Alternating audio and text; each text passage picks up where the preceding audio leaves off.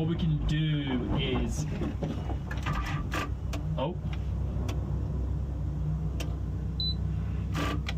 nope, we have got a,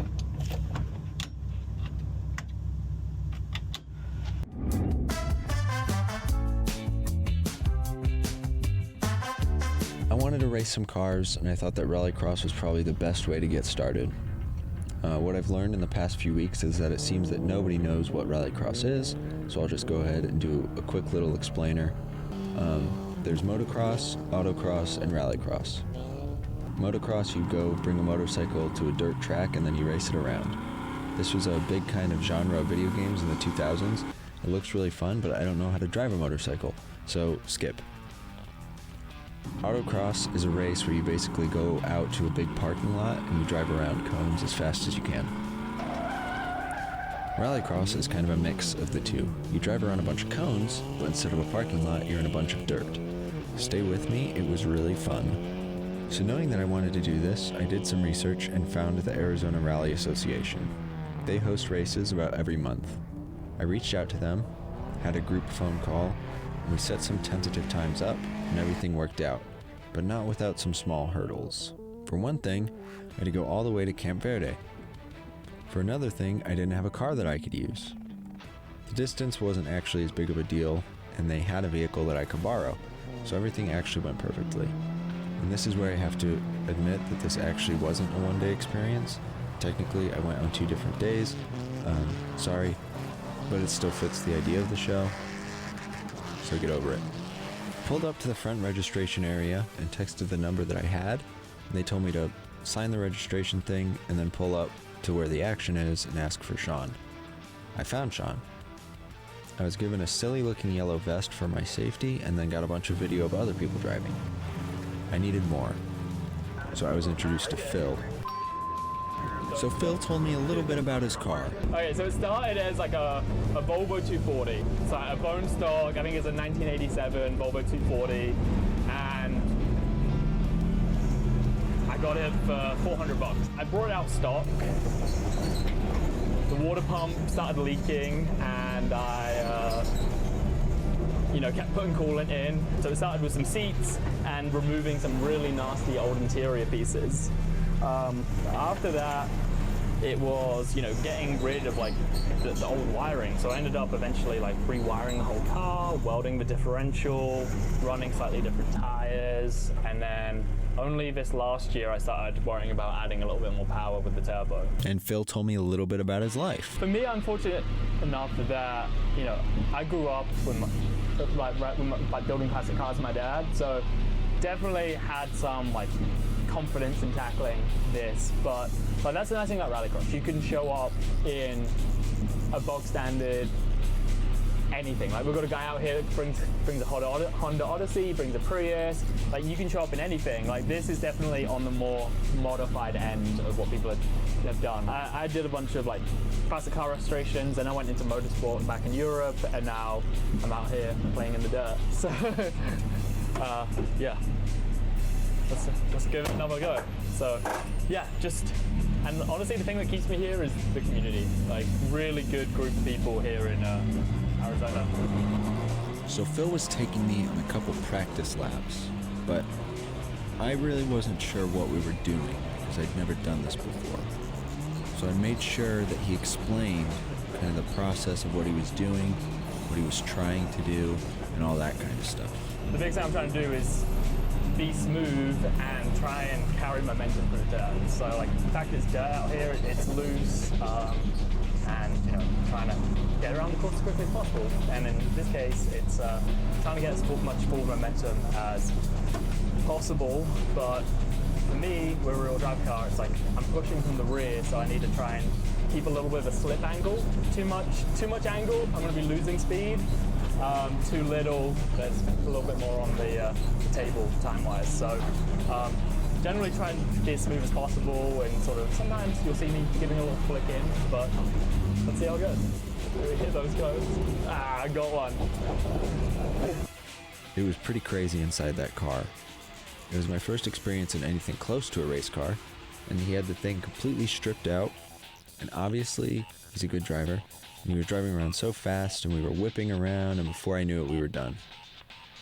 Part of it, I'm sure, is that he's good at driving, but part of it has to be that the car was being driven in a way that, like, I'd never been in before.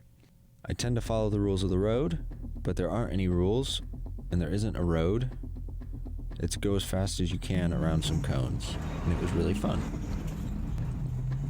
So after those couple laps, there was scheduled to be a practice course specifically aimed at improving particular skills. Before that, we were all rounded up, and we had a little meeting about those skills, what to do, what turns to make, and stuff like that. To really like hone in on lap of braking. So I sat with another member, Nikita, who drove me around a couple times in the car that I would be using, so I got an idea of the course. All right. Yep.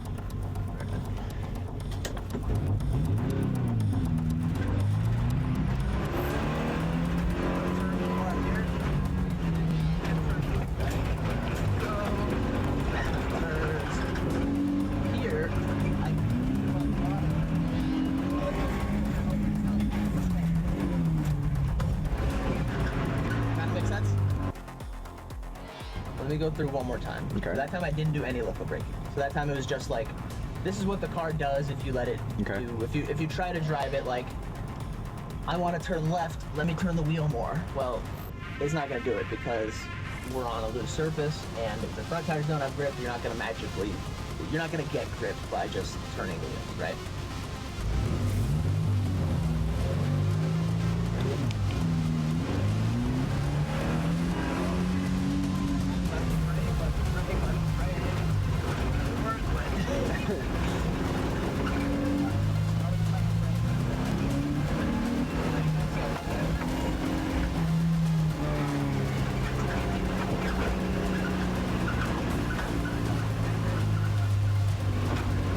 It's a little bit tricky too, so what I was telling you before, with the welded rear diff. Yeah.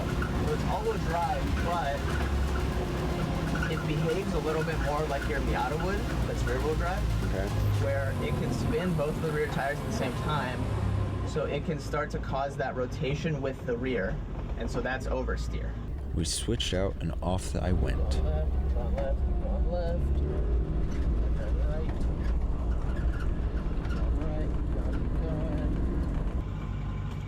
All right, so that first left-hand corner, you felt at the end of the corner, the cones started, like it tightened, and you were going a little bit too fast, so the car started to kind of like wash out towards the outside, right? Yep. Okay, so at that point, that's It was really stressful because I didn't want to embarrass myself by stalling the car.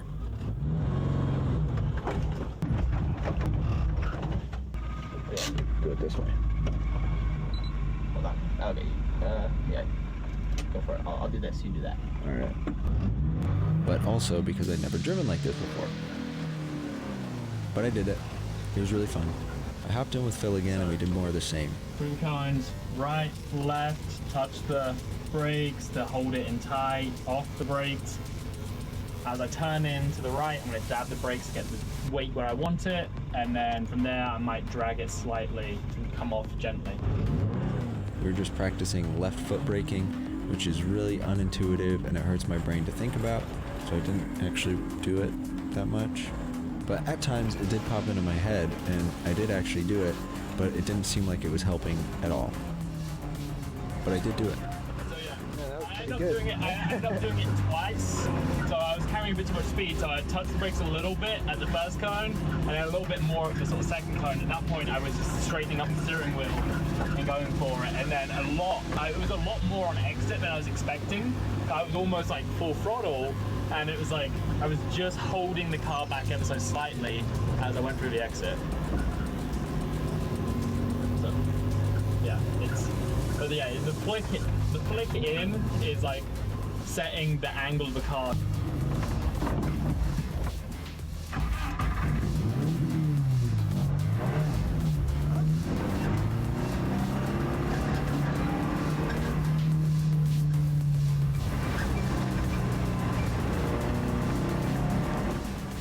We finished up the practice rounds, and I got to talking to the other drivers.